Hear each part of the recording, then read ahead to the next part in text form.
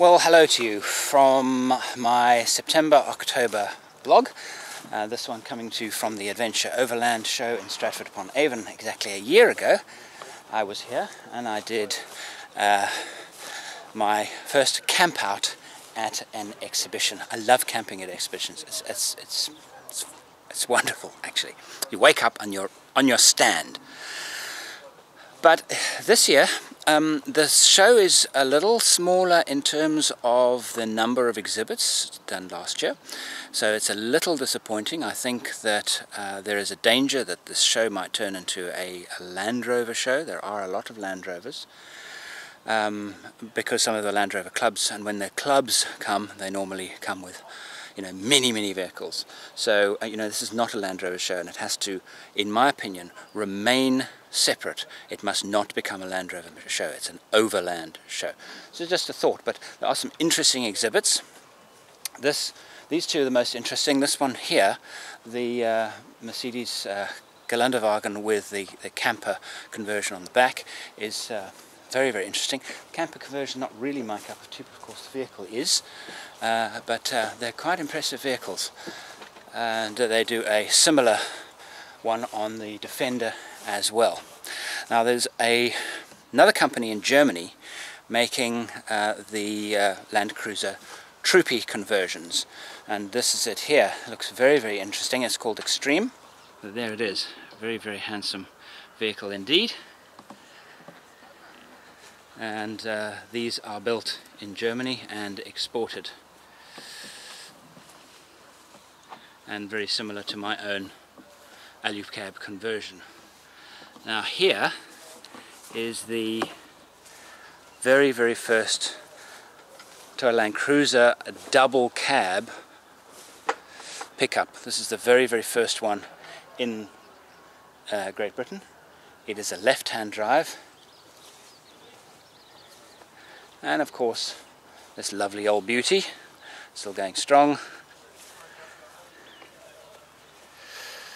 Let's go and have a look at some of the other exhibits. This is Front Runner.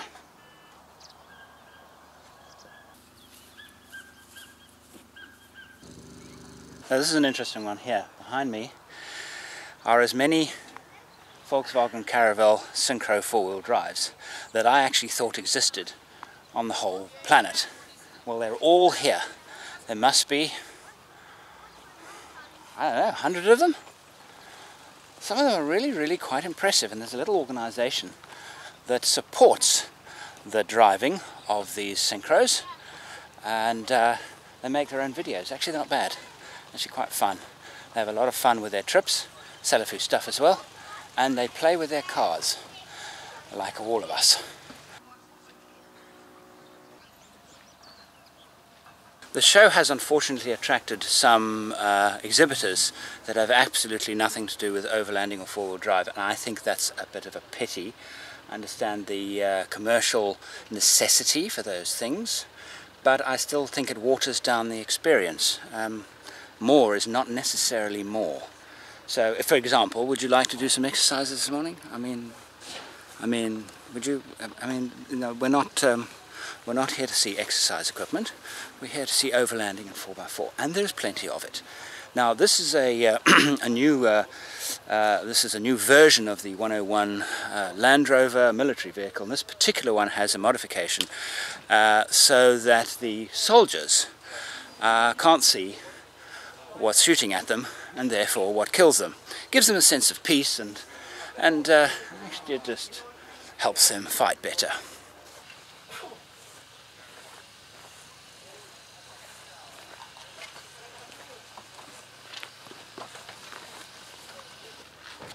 Now, the bizarre thing is that actually last night I actually dreamt that I owned one of these things. 101 Land Rover military. I used to have a lot of Range Rover dreams. In fact, when I say a lot, I'm talking once or twice a month, even now. How many years? 20, 30 years since I owned my Range Rover, and I still dream about it.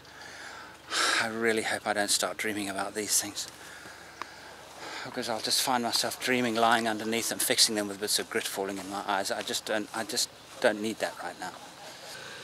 While full bull bars are not actually permitted in the United Kingdom unless they're actually brought in on the vehicle that's been imported. Otherwise they cannot be bought and sold here. They do make bumpers, replacement bumpers, and these are some of them. I've been sharing my stand with the guys at Overland Cruises, and it's already after 8 and they're all still asleep. Lazy buggers. My plans for 2014 into 15, and the television show that I intend making in 2015. Plans are not fixed yet, but these are my ideas.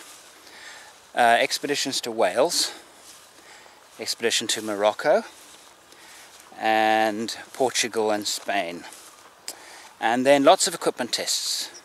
I want to have a close look at what is happening in the United Kingdom and in Germany. I will be going to the Bad Kissingen show, that Allride show in Germany. I've been invited there to do some seminars for my film making and storytelling courses, which I will be doing, and also obviously reporting on the shows.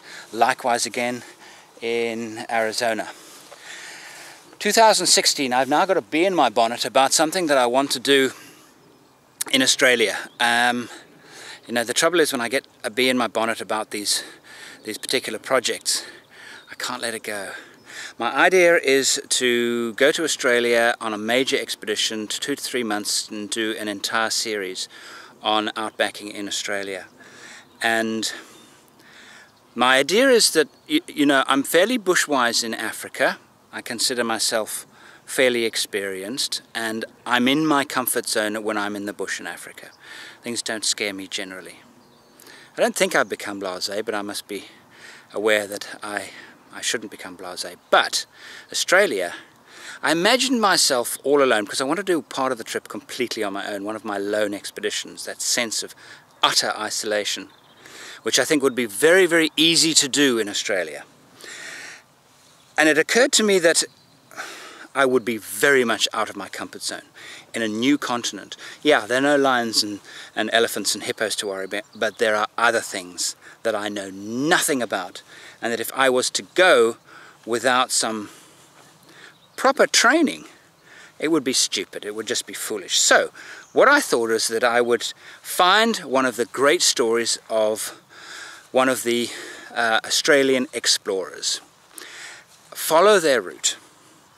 The first part of it, I would go with an Australian bush tracker, somebody who can really teach me the dangers, the pitfalls, the ins and outs.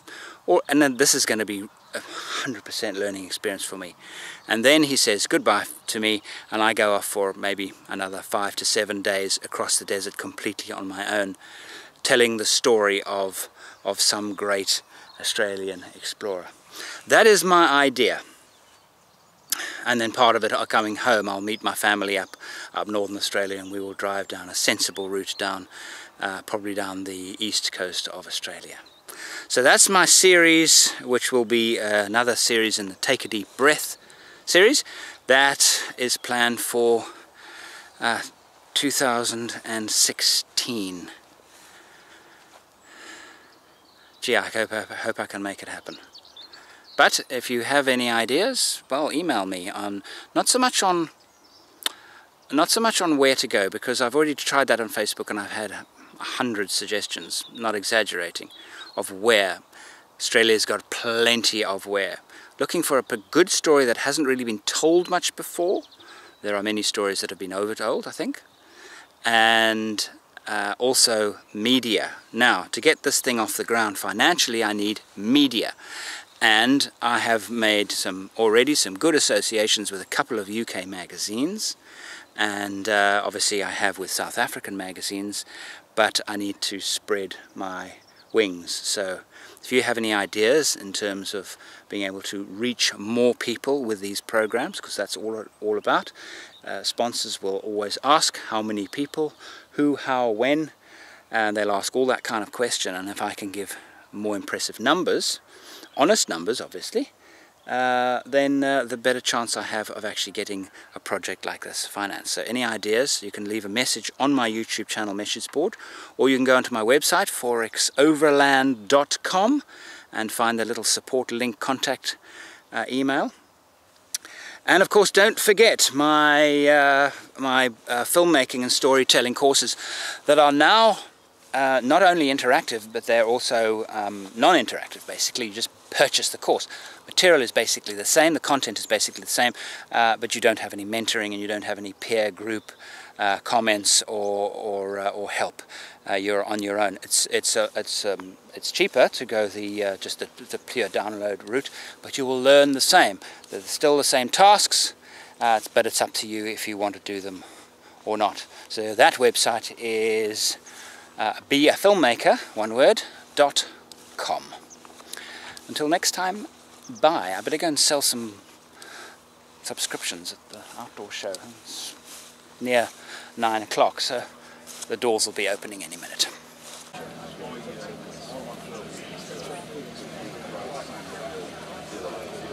Right, sitting inside the Land Cruiser 78 Troopy with the lift top roof, and this is the equivalent of my own vehicle if it had been built in Germany. I mean, look at these catches. They're actually too beautiful.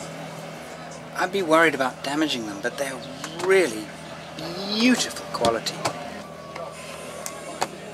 But this is beautifully done. It's really beautifully done. The finish on the outside, of course, of the actual tent lift itself, the edge, it's beautifully finished. Very, very impressive indeed. The company is called Extreme. It's extremely good quality.